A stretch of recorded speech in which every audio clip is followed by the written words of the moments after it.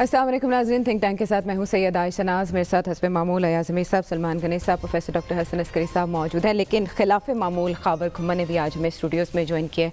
Good to have you here Khawar, बहुत शुक्रिया आज आप हमारे साथ स्टूडियोज़ में मौजूद हैं। यकीनन आज आपकी मौजूदगी का हम ज़्यादा फ़ायदा उठाएंगे और आज हम बात करने जा रहे हैं सबसे पहले आज के दिन की खुसूसियत के हवाले से। आर्मी चीफ़ का बयान आपने हेडलाइंस में भी सुना, उनका ये कहना है कि अवाम के ताउन से हर साजिश को नाकाम बना देंगे। एक साजिश जो आज से 55 साल पहले हुई थी और उसके बाद आज भी साजिशों का ये सिलसिला जारी है, लेकिन तब एक अवामी हिमायत हासिल थी, एक ऐसा जज्बा था जिसे बार बार कोट किया जाता है। तब से लेकर अब तक चेंज क्या आया और हमारी कौमी सलामती के आज तकाजे क्या हैं या हमारी जिम्मेदारियाँ क्या हैं? या सब आपकी रहनुमाई इस पर दरकार है। देखिए, एक तो अभी रवायत मेरा ख्याल है चेंज होनी चाहिए, इसको अब आर्म्ड फोर्सेस डे कहना चाहिए। अच्छा। डिफेंस ऑफ पाकिस्तान डे है, वो एक जंग से मंसूब है और वो जो जंग थी उसके बारे में कई पहलू हैं, कई पहलू हम सामने रखते हैं और कईयों को हम नज़रअंदाज बिल्कुल वो करते हैं, पीछे रखते हैं और उनका इदराक ही नहीं हम समझते। लेकिन अगर उस जंग की भी बात करनी है, सिर्फ हाई कमांड की बात होती तो ये मुल्क मारा गया था। मुल्क को बचाया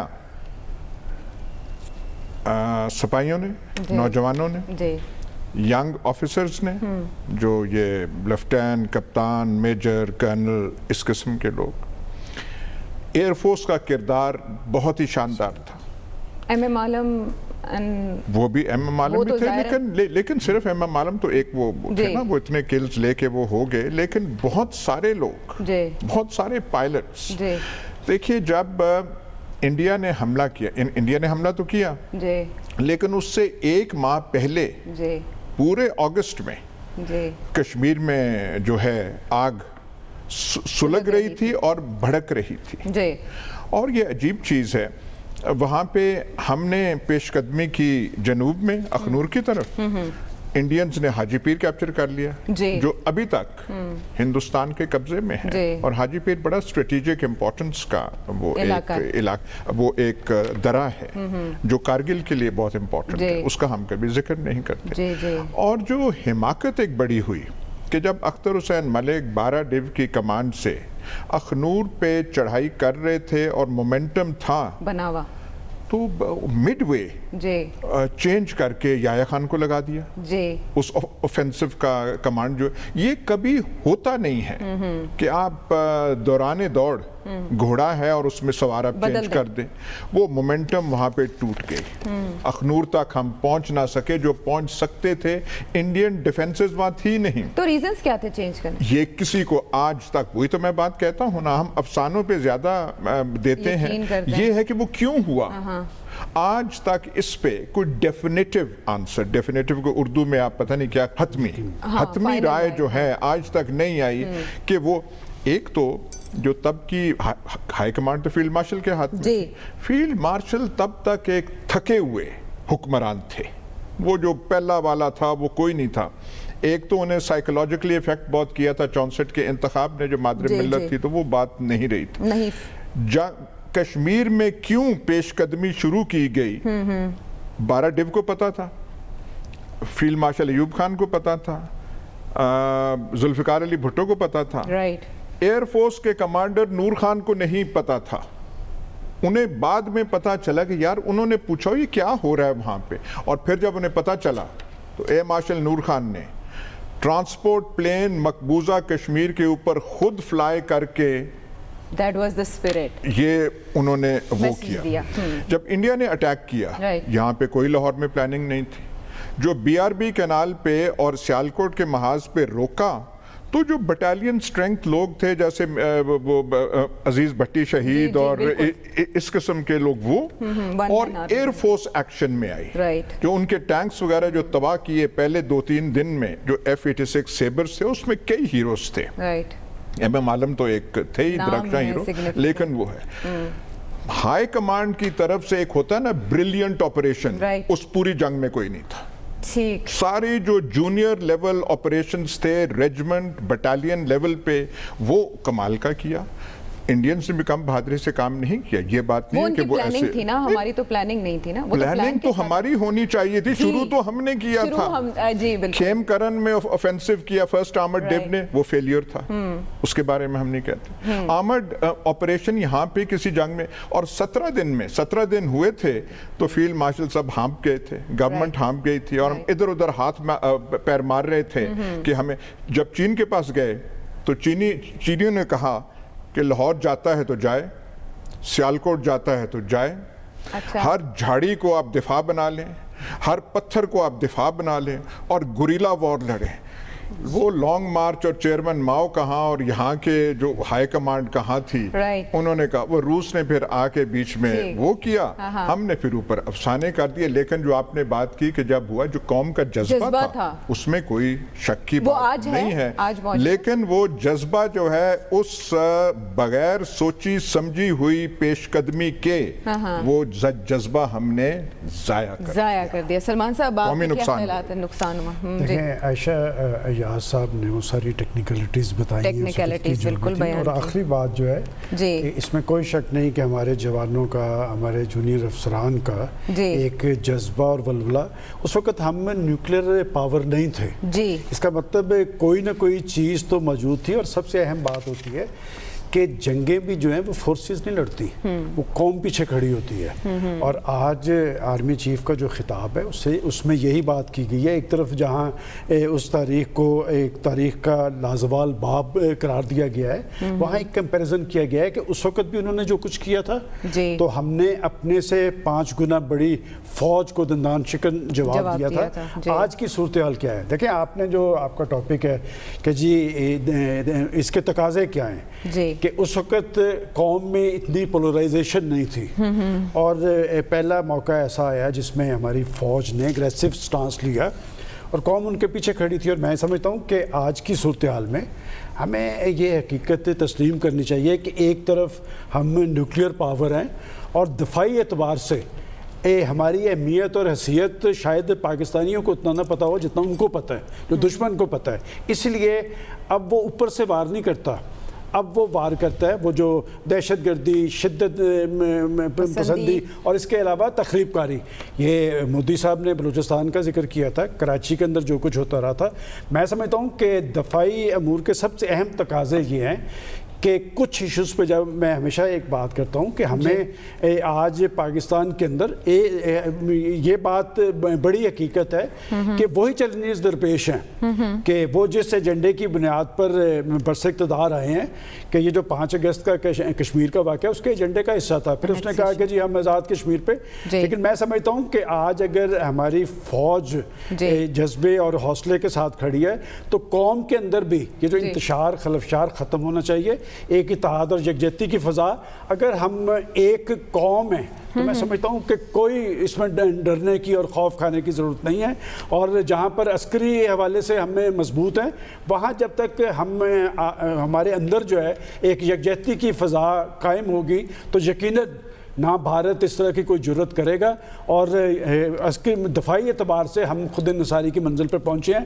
عائشہ, میں ہمیشہ یہ بات کہتا ہوں کہ جب تک قومیں اور ملک معاشی حوالے سے مضبوط نہیں ہوں گے, اقتصادی حوالے سے مضبوط نہیں ہوں گے, اس وقت تک ہمارا دفاع اور بہت ساری چیزیں ایسی ہیں جس کے آگے سوالیہ نشان کھڑا ہے. لیکن پھر میں آخری بات یہ کہتا ہوں کہ آج کے دن کا تقاضا یہی ہے کہ ہم اپنے اندر اتحاد اور یکجہتی قائم کریں, جو انتشار اور خلفشار کی کیفیت ہے وہ ختم کریں, اور کچھ معاملات پر سیاست نہیں ہونی چاہیے, جس میں سب سے اہم بات جو ہے وہ پاکستان کی بقا اور سلامتی کی. یہ نکات بالکل ٹھیک ہے, یہ پاکستان کے پوائنٹ آف ویو سے پروفیسر صاحب بات ہو رہی ہے, لیکن جس کے ساتھ یہ جنگ ہوئی تھی اگر ہم اس کے پوائنٹ آف ویو سے اس وقت کے لحاظ سے بات کریں تو بڑا زوم تھا انڈیا کو کہ جو عالمی طاقتیں ہیں وہ اس کی مدد کو آئیں گی, اور وہ 72 گھنٹوں کے اندر اندر لاہور یا مغربی پاکستان پر قابض ہو جائے گا. پھر یہ جو تاثر ہے اس کا یا جو اسے زوم تھا, یہ کیسے پاش ہوا؟ گلوبل پاس نے تب کیا کردار ادا کیا؟ دیکھیے, وہ ایک تصور تھا ہندوستان کا, کیونکہ ہندوستان پہ کشمیر کے اندر بڑا سخت پریشر بلڈ ہو گیا تھا اور پاکستان کی فورسز لائن آف کنٹرول سے آگے ایڈوانس کر گئی تھی. تو اس کی وجہ سے پھر ہندوستان نے اس پریشر کو کم کرنے کے لیے کشمیر کے اندر انٹرنیشنل بارڈر جو ہے وہ کراس کیا تھا لاہور کے اندر، اور پھر سارے آپ کے انٹرنیشنل بارڈر پہ جو وہ جنگ جو ہے وہ ہوئی ہے۔ اس میں ایک بات بڑی واضح ہو گئی تھی کہ انٹرنیشنل کمیونٹی جو ہے وہ جنگ کو پھیلانا نہیں چاہتی، وہ اس کو کنٹین کرنا چاہتی ہے، اور اس وجہ سے بھی انڈیا کے لیے یہ ڈس اپوائنٹمنٹ تھی کہ ان کا خیال تھا کہ پاکستان کو مدد جو ہے غالباً انٹرنیشنل لیول پہ نہیں ملے گی، لیکن اس وقت پاکستان کو ڈپلومیٹکلی یہ سپورٹ ضرور رہی کہ معاملات کو گفت و شنید سے طے کیا جائے، اور بڑی طاقتوں نے یہی کام جو ہے 17 دن کی جنگ میں کیا کہ سیکیورٹی کونسل کے ذریعے سیز فائر جو ہے وہ کروائی، اور اس کے بعد ایک طویل سلسلہ مسائل اور مشکلات کا ہے۔ لیکن آج جب ہم جو ہے 1965 کے بعد جب 2020 میں بیٹھے ہیں، تو اب ہم ہسٹری کے طور پہ تو 65 کو اس طرح دیکھ سکتے ہیں، لیکن ہمارے لیے لازم ہو جاتا ہے کہ جو قومی سلامتی کے تقاضے جو بدل رہے ہیں وقت کے ساتھ، ان کا ہم مکمل احساس کرتے ہوئے اپنی دفاع کو ایک اپ ڈیٹنگ کرتے رہیں۔ اور میں بڑا کوئکلی صرف چند باتیں آپ کو پوائنٹ کر دوں گا، تفصیل میں جانے کی ضرورت نہیں ہے۔ پہلی چیز جو آپ کی سیکیورٹی کا تقاضا اس وقت ہے 2020 میں 1965 کے تجربے، اور بلکہ آپ کہنا چاہیے 48 کی جو پہلی جنگ تھی ہندوستان کے ساتھ، وہاں سے اگر آپ چلتے ہیں تو پہلا تو یہ ہے کہ جن لوگوں نے قربانیاں دی ہیں، جو شہید ہوئے ہیں پاکستان کے لیے، ان کی شہادت کا جو ہے ہمیں جو ہے عزت اور احترام کرنا ضروری ہے کہ ان کی وجہ سے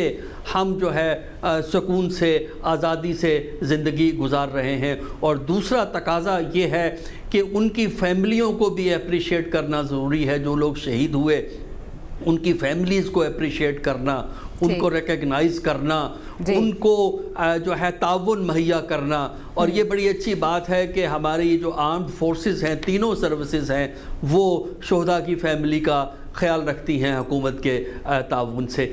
تیسرا تقاضا جو ہمارا اس وقت ہے وہ یہ ہے کہ جو کنونشنل اور نان کنونشنل سیکیورٹی ہوتی ہے، جس میں نیوکلیئر اور دوسری چیزیں بھی آتی ہیں، اس میں اپ ڈیٹنگ کی ضرورت ہوتی ہے، ٹیکنالوجی کی اپ ڈیٹنگ ہمیں چاہیے ہوتی ہے، اس طرف توجہ دینے کی ضرورت ہے۔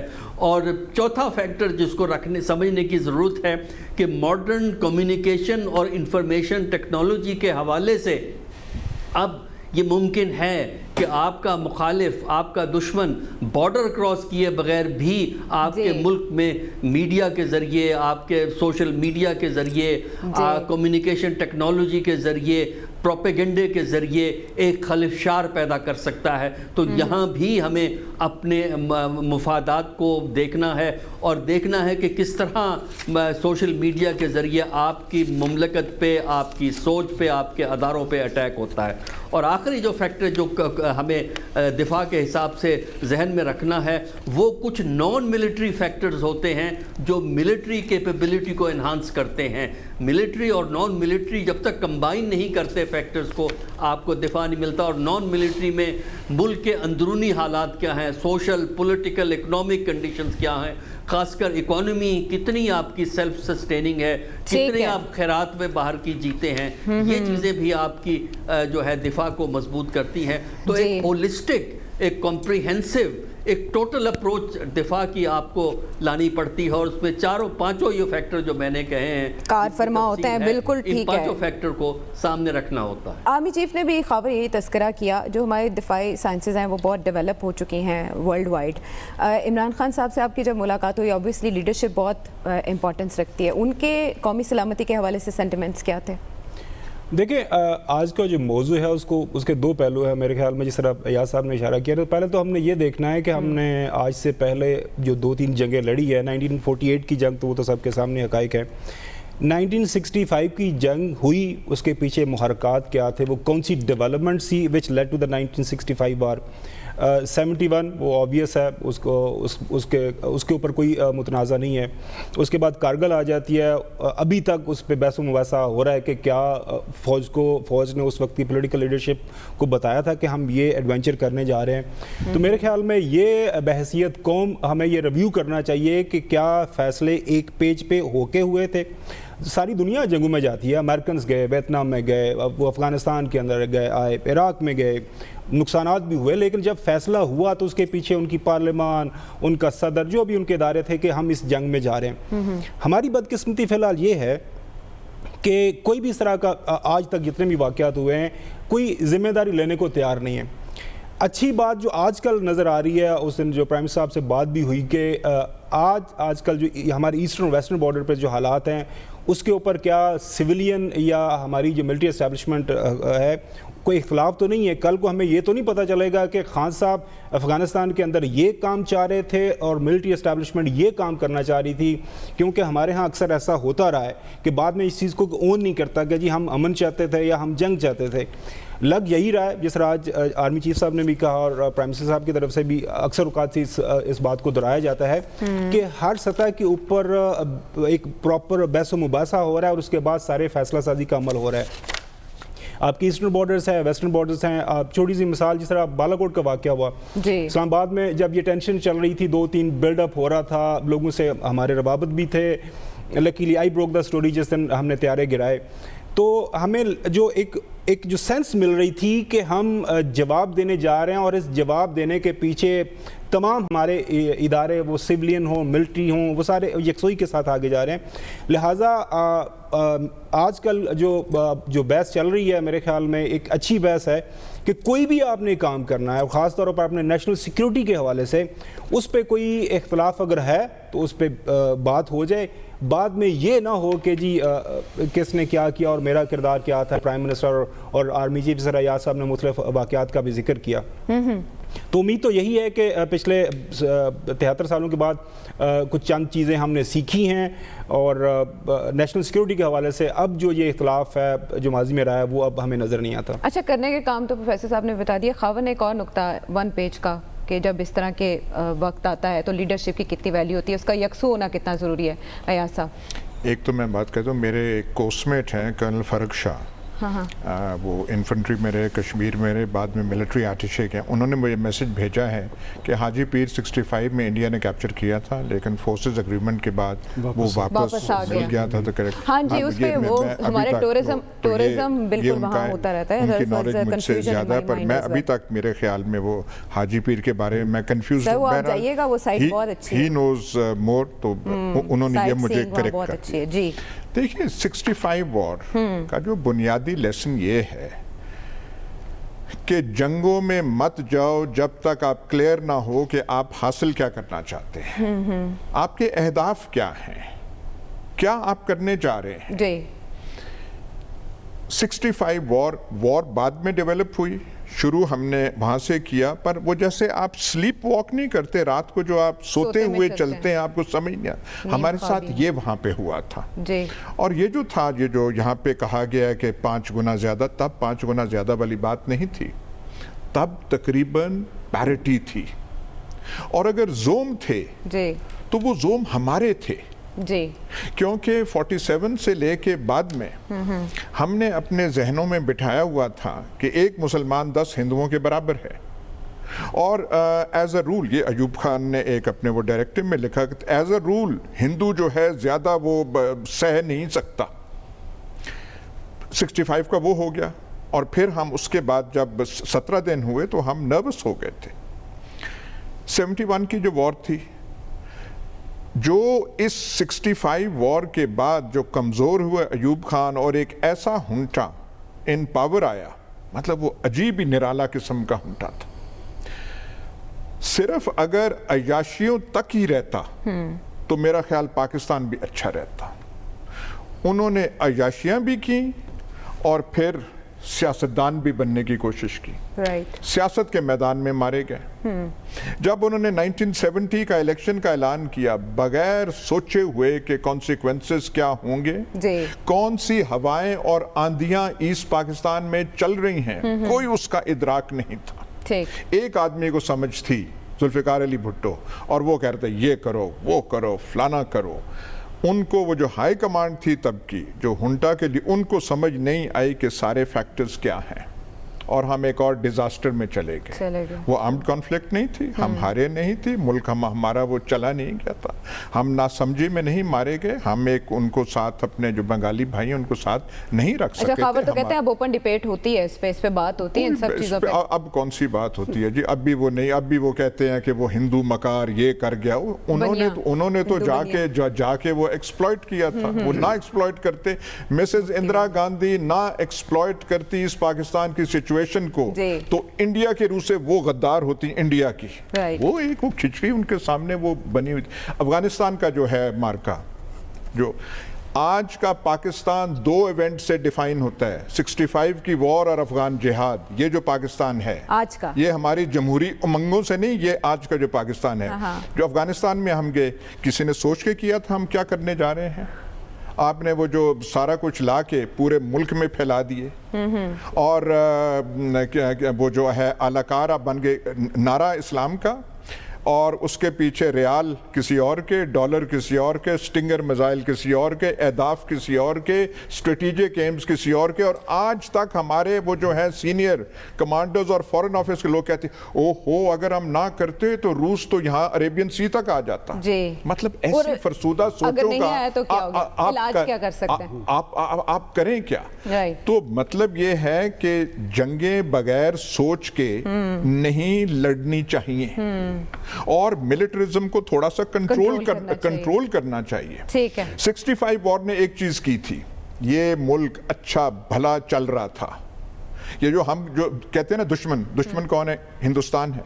हर महाज पे, हर शोबे में हम उस जमाने में हिंदुस्तान से अच्छे लगते थे। अच्छे हो या ना लगते, लगते हम थे कि यार PIA भी अच्छा है, ये भी अच्छा है, खिलाड़ी भी अच्छे हैं, हॉकी मेडल भी जीत लिया है, सब कुछ है। ठीक है यार, ये जो है ना पाकिस्तानी और ऐसे कर रहे हैं। इस 65 वॉर ने हमें डिरेल करके रख दिया, मुल्क को वो हटा दिया वहां से, और फिर ऐसे फैक्टर्स को उसने प्रोड्यूस किया कि वो हम पे मुसल्लत होते गए। याया खान वगैरह आए, और उसकी पादाश में राइट विंग एलिमेंट्स जो हैं, दाएं बाजू के एलिमेंट्स इस मुल्क में बड़े मजबूत हो गए। कि क्यों हुआ ये, क्यों सानिया हुआ? क्योंकि आप इस्लाम से मुनहरफ हो गए, आपने इस्लाम से रूगर्दानी की, इसलिए आप ये करें, इसलिए ये करें। तो फिर इस्लाम का राज आ गया जब वो ज़ियाउल हक आ गए। बिल्कुल और तो ये ऐसे से ये पूछे कि who actually orchestrated that 1965 war which actually we led to that? अच्छा, ये बहुत अच्छा सवाल खावर ने उठाया। ज़ाहिर है हमारे प्रोग्राम में इसी तरह की बात होती रहती है और इल्म में इजाफा भी होता रहता है, लेकिन जिन पहलुओं का इशारा अयाज साहब ने दिया, क्या इदराक आज मौजूद है और हमने कब ट्रैक बदलना है, ट्रैक पर वापस कब आना है? ब्रेक के बाद आते हैं।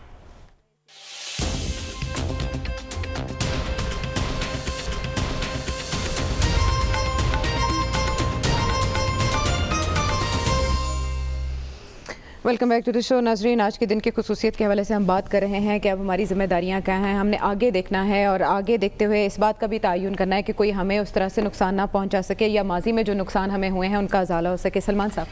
अच्छा, अयाज साहब ने बड़े तल्ख हक़ाइक़ का जिक्र किया है, उसमें 71 की भी बात की है, उसके बाद अफ़गानिस्तान का जिक्र आया है। तो 71 हमने वहाँ पर शिकस्त नहीं थी खाई, वहाँ पर एक नफसियाती जंग तो पहले से शुरू थी, और फ़ौज का काम वहाँ पर लॉ एंड ऑर्डर बहाल करना था।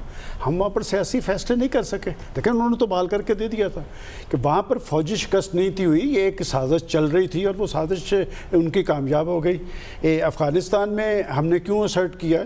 देखिए, बात ये बात कह देना तो बड़ा आसान है कि जी वो पानियों तक पहुंच जाएगा, कि उसके कुछ मकासद तो थे, लेकिन एक जंग का हमने जिक्र नहीं किया, उसमें हमने बड़ा भारी जानी और माली नुकसान उठाया। वो दहशतगर्दी की जंग है। मैं समझता हूँ आज आर्मी चीफ भी उसकी बात कर रहे हैं, तो ये बहुत बड़ा क्रेडिट है, और ये आर्मी फोर्सेस के कहने पे हमने की थी। वो जो हमें फ्रंट लाइन कंट्री बना रहे थे, हमारी तो तारीख़ जो है सौबतों की तारीख़ है, शहादतों की तारीख़ है, और हम यहाँ तक पहुँचे हैं। और मैं समझता हूँ कि कोई इसमें घबराने वाली बात नहीं है। असल बात वही है कि आप किस हद तक के इक़्तिसादी तौर पर ताकतवर हैं। जहाँ तक आपने कहा कि जी आगे دیکھیں میں نے پہلے بھی یہ بات کہی تھی کہ کچھ چیزوں پہ سیاست نہیں ہونی چاہیے.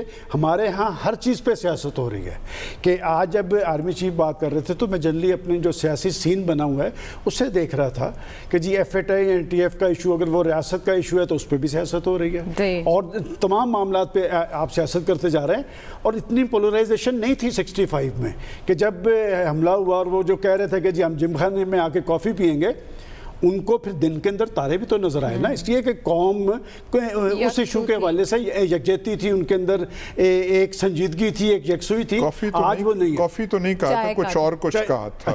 اچھا نہیں, چائے کوٹ کیا جاتا ہے, وہ آپ تصحیح کر دیں, آپ سے بات کرتے ہوئے وہ آپ تصحیح کر دیں گے. میں سمجھتا ہوں کہ دہشت گردی کی جنگ میں ہم نے یہ جنگ جیتی ہے, اور اس میں وہ جنہوں نے ہمیں کھڑا کیا تھا انہوں نے تو اپنا وزن انڈیا کے ساتھ ڈال دیا ہے. اس میں مایوسی والی بات نہیں ہے.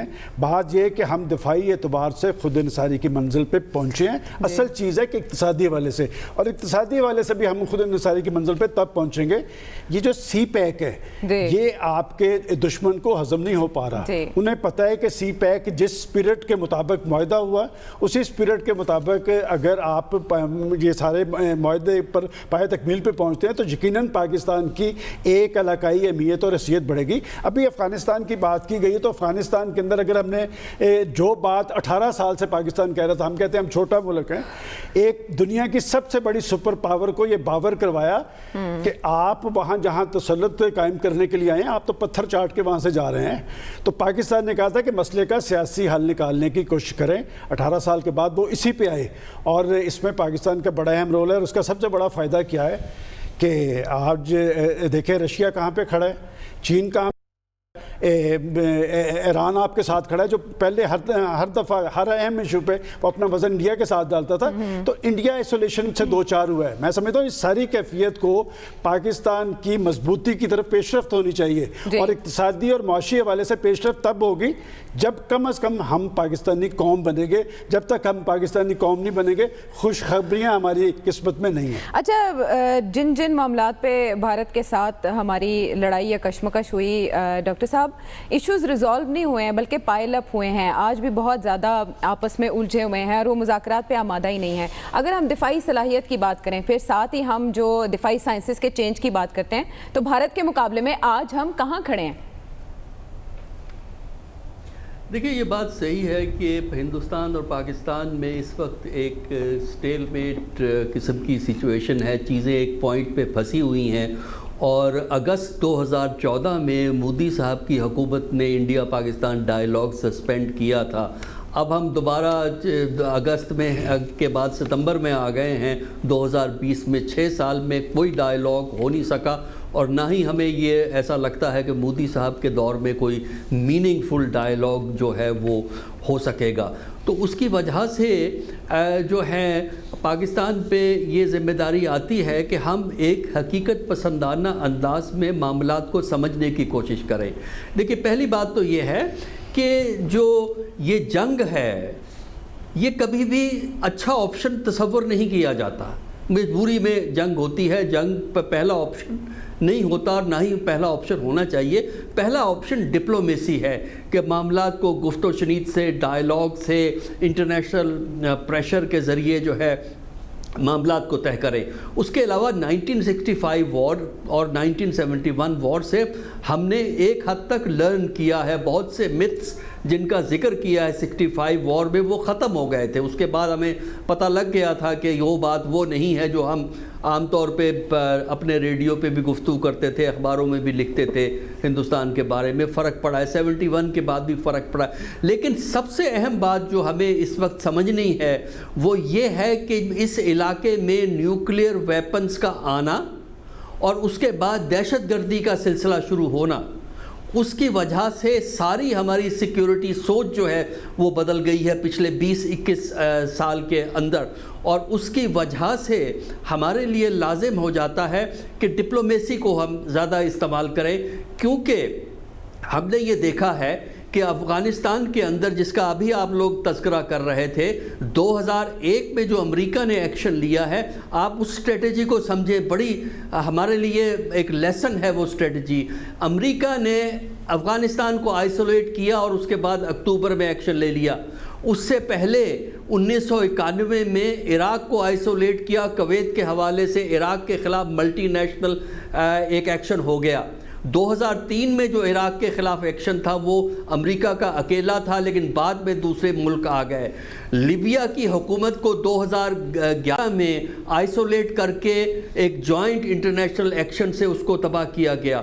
سیریا کے اندر بشار الاسد صرف اس لیے بچے کہ ان کو آئسولیٹ نہیں کیا جا سکا، روس اور جو ایران ہے انہوں نے اس کو بچا لیا، بشار الاسد کو۔ تو ہمارے لیے لیسن یہ ہے، پاکستان کے لیے، ایک ڈپلومیسی کو سٹرونگ کریں، اندرونی خلفشار جو میڈیا کے ذریعے، سوشل میڈیا، اس کو ہم ڈیل کر سکیں۔ اور آخری بات جو ہے وہ یہ ہے کہ اندرونی strength, political, social, economic strength جب تک پاکستان پیدا نہیں کرتا اس کی ڈپلومیٹک کلاؤٹ نہیں ہوگا، اور جب ڈپلومیٹک کلاؤٹ نہیں ہوگا تو جو ہم سیکیورٹی سسٹم بناتے ہیں اس کا صحیح فائدہ نہیں اٹھا سکیں گے۔ اندرونی خلفشار کی طرف توجہ دینے کی بات ڈاکٹر صاحب نے کی، یہ کتنا ناگزیر ہے؟ بریک کے بعد آتے ہیں۔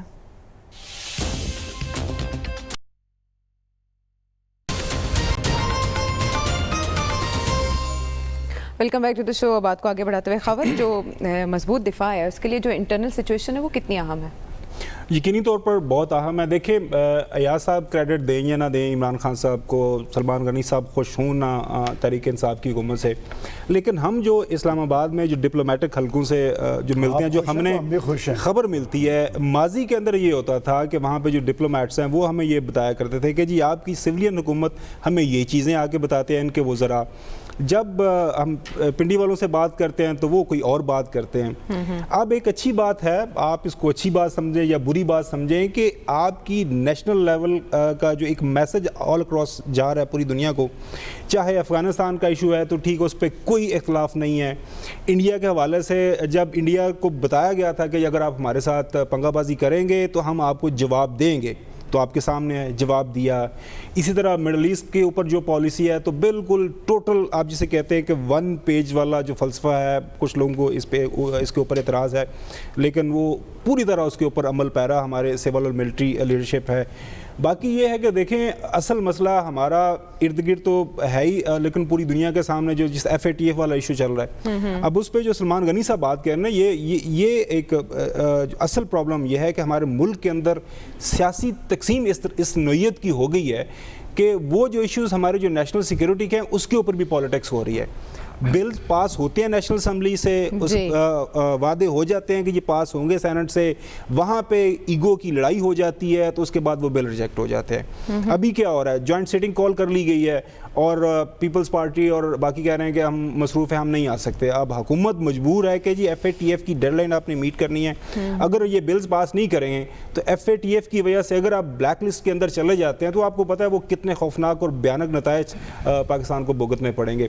لہٰذا پولرائزیشن خاص طور پر ہماری جو سیاست میں اس وقت جو سیاست جو زہر آلود ہوئی ہوئی ہے، اللہ کرے کہ ہمارے جو سیاسی رہنما ہے وہ تھوڑی سی عقل کا مظاہرہ کریں اور خاص طور پر جو نیشنل سیکیورٹی کے ایشوز ہے اس کے اوپر سیاست بازی نہیں کریں۔ باقی تو یہ سارے معاملات چلتے رہیں گے۔ آپ کہہ رہے ہیں ایسے اچھا بھی کہا جا سکتا ہے، برا بھی کہا جا سکتا ہے، لیکن ماضی میں ڈس ایگریمنٹ اور اب ایگریمنٹ، یہ بالکل غلط تاثر ہے کہ نیشنل سیکیورٹی پہ ڈس ایگریمنٹ ہو رہی ہے، اور یہ ہے، اور سیاست جو ہے وہ زہر آلود نے خراب کر دی ہے۔ اور کون سی نیشنل سیکیورٹی پہ ڈس ایگریمنٹ ہو رہی ہے؟ اشارہ ہوتا ہے وہ جو ٹینیور والا بل تھا اس پہ کیا ہوا تھا، سجدے میں گر گئے تھے سر۔ تو کس بات پہ اختلاف ہو رہا ہے؟ یہاں پہ اس وقت سیاست کی اتنی اہمیت رہی نہیں ہے۔ بات یہ ہے جو 1 پیج ہے، آپ بڑے طاقتور ہو گئے ہیں، وہ کچھ کریں تو صحیح نا، 1 پیج کر کے ہوتا آپ سے کچھ ہے نہیں۔ ملک میں آپ کو ریفارم کریں، ریکاسٹ کریں، ملک کو کچھ بالکل ٹھیک ہے۔ اس پر ایک اختلافی نقطہ آ گیا۔ بہرحال ناظرین، پروگرام کے حوالے سے آپ فیڈ بیک ضرور دیجیے گا۔ اگلے پروگرام تک کے لیے اللہ نے کے بان۔